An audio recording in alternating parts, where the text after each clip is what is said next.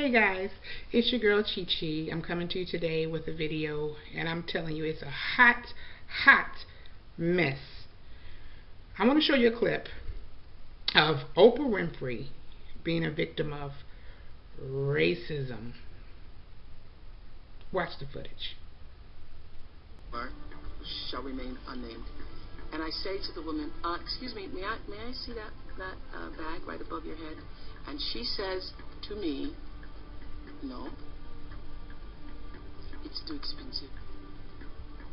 And I said, no, see, you see the black one, the one that's folded over, and she said, no, you don't want to see that one. You want to see this one because that one will cost too much. You'll not be able to afford that.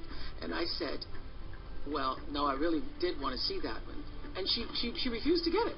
She refused to get it. And she started to show me these other little bags.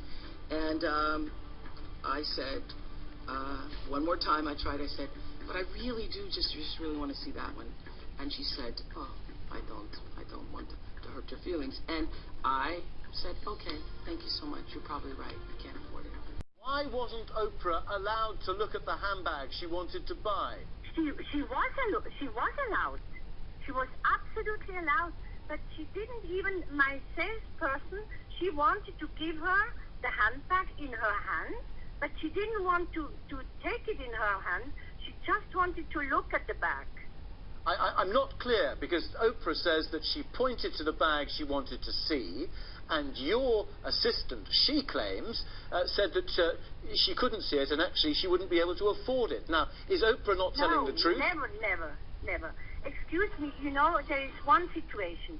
This girl speaks Italian and English, but her English isn't as good as Italian. Okay, folks, so you saw or heard the footage, I should say. And it goes on that the owner of the store just kept saying the same thing. Oh, this girl didn't do anything wrong. She took care of Miss Winfrey. She promised me that she did. So the person doing the interview asked her, so are you saying Oprah Winfrey's lying? Are you saying Oprah Winfrey is lying about what happened on her account of what happened in your store? And you believe the sales girl, so you're going to continue to keep the girl employed. So she goes on to say, oh, well, I wasn't there. I was not there, so I didn't service Miss Winfrey, but the girl promises me that she serviced Miss Winfrey well, and she's worked for me for over 4 years. So she's always been the type of person that spoils her customers rotten, and she takes care of them. So basically, I'm thinking that Miss Winfrey may have thought that something was done incorrectly or wrong, but what the salesperson promised me was that she actually asked Miss Winfrey, she also wanted to see some other styles, some things of the same, quality. So in essence, bitch, you're lying. In essence, you're saying you don't care that the girl turned a paying customer away. Now, look at this. If I owned a business and any star came in there, and of course, based on the fact of what the store looks like, well, the quality of the store, if things are that expensive, then you know they must have cameras. So you know you can go back and look at the footage and see that Oprah was actually in the store. Let me own a business and any star comes in there, anyone, period, comes in there, and you're turning them away. And I say especially a star because that's the person that could buy up your entire store and have you set. You understand what I'm saying? No one should feel discrimination anywhere. I don't care what color you are, what you look like, what you have on. But it's a shame that even someone as powerful as Miss Oprah Winfrey can go somewhere and someone act like a damn idiot. Now, of course, you know that it's apparently clear that they must not show or air the Oprah Winfrey show in Zurich, because this happened in Zurich, okay? So you must know that they don't show her show there, because if they did, I'm sure the idiot that turned her away would have seen the show and known who she was when she walked in there. So that lets you know right there. But based on, Oprah's accounts of what occurred, she simply told her, you can't afford this. How can you look at somebody and tell if they can afford something? And it's sad because it reminded me of something that happened to me a few years back. I used to own back in 1998, I purchased a a 1998 Volvo S70, brand new, spanking brand new.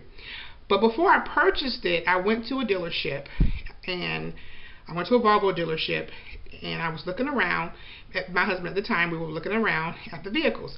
And the people kept wanting, and they asked me what I wanted. I told them what I wanted, because I had seen the car before, and I wanted the car. So I said I want the brand new Volvo S70. Told them the color I wanted and everything. They did everything but showed me the color I wanted. They did everything but showed me a brand new one. They kept showing us used vehicles. Now, we had on t-shirts and jeans that day, but what they didn't know is that we were pre-qualified. Usually when I go to purchase something, a big ticket item, I already know what I can spend. So I don't waste my time or the salesperson's time, especially my time. Because, of course, time is an element you can't get back. So, we left because I just felt the person was rude. So what we did, I went and purchased the Volvo somewhere else and drove back to that dealership that acted a damn fool the next day. And when I drove up on the lot, that same sales lady was there, and basically she said, "Oh, you're driving, that Volvo is from Dyer & Dyer," because I purchased it when I lived in Atlanta. And she said, "Oh, that," and I drove out in Alpharetta and purchased it, and she said, "Oh, well, so you purchased that in Alpharetta? You purchased that from Dyer & Dyer Volvo?" And I'm like, "Yes." And she said, oh. I said, I was trying to tell you I wanted a brand new car. But you, for some reason, thought because I'm black or because of the way I'm dressed or whatever it is, that I couldn't afford a brand new car. And you were showing me the used ones, the demos, the junk cars, even the models that I didn't even ask to see. Everything but what I wanted, because you assumed, which you made an ass out of yourself, showing me something I didn't want. Okay? And that's basically what I said to the heifer that day. Because I was pissed, because you never know what a person has or what buying power a person has just by looking at them. You can't tell by the way they look, the way they smell, their clothes. You can't tell anything. I remember when I used to work for Bank of America, we had a lot of millionaires that used to come in and, would either deposit money into their accounts or want to go into their safe deposit boxes and things of that nature. But you would never know that they had millions of dollars in their account. There was one gentleman, I can't say his name, of course, but he drove a little Ford Topaz, and wore khaki pants and like some New Balance tennis shoes and an old plaid shirt, and would just come in there looking just as humble.